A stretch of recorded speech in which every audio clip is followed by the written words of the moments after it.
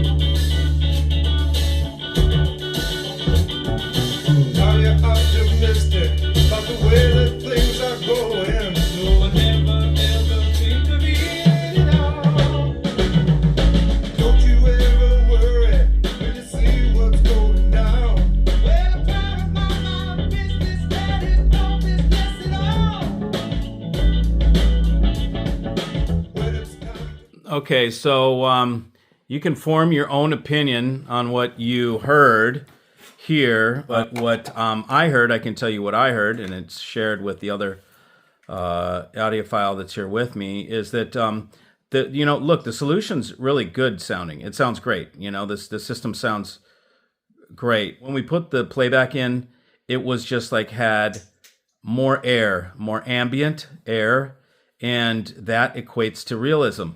And the transient response of the little things like stick clicks and pick hitting the strings and things like that, more immediate. So there's like greater immediacy, which translates to realism with the MPD-8. The solution is $28,000 and the MPD-8 is $26,000. So it was, they're basically the same price. I can say one thing about so far what I'm hearing from these speakers, and I'm not sure if it's the speakers or what, a touch of a little shade of darkness. Now, we brought them up by tilting them back. So anybody that has minuets, if you're sitting 10 feet away or something like that, I would say tilt them up. Get the center of the tweeter aimed towards your ear. I think the tilting them up helped. If you take a Clarisis and you just plop it on the floor and set it there, it is just like any planar. It is not going to sound right until you totally dial it in. These speakers do need to be placed absolutely properly. One thing that was unique and cool about these is they don't seem to need subs whatsoever. They seem like they've got great bass. As a matter of fact, when we first came in, it was almost too much, overwhelming. I was worried that the tweeter, being as wide as it is, cannot vibrate quick enough to do very high frequencies. I had some Apogee. These are stem from Apogee, I would say, the design principles. And I had some analysis speakers that also stemmed from Apogee. And with the tweeters like this, I thought, I added a Magnapan tweeter and I turned a two-way, like I believe this is, into a three-way with mine, because I wanted the 20K to be brought up and not start dropping off at 16, which is kind of where mine did. Now, we didn't do any measurements to see where these start to drop off, but it would be interesting. I think we could probably tune these back. We could put some silver speaker cables. There's Shunyata, which I think might be traditionally flavored a little dark, on a shaded, just a little bit. We may be able to bring it back around. Should we put silver cables in? We could probably wake it up a touch if we took those bottom feet off and put brass cones like Live Vibe Audios or something like that. We could probably bring around some edge a little bit. And really, it's not so much edge as it is like shimmer on the cymbals. That's the one thing that like I get that I don't totally get here. But what that means is that this is absolutely a non-fatiguing system. You can sit and listen to this thing for hours on end. You're never going to get fatigued, and so that is a huge bonus. It's 10 times better than being the other way around, where it's borderline too sharp, because then you can't listen and enjoy music because it's bugging you. This would never do that. So I think we had a good success here. This solution is for sale. You can get a great price. Just get in contact with me. I can put you in touch with the proper person, as an MPD-8 will be plopped in here. Thanks, everybody, for joining. Hope you could. Now, I can't edit this because I'm on the road, so I'm just going to piece it together and send it to you. So hope you enjoyed. Thanks. See you.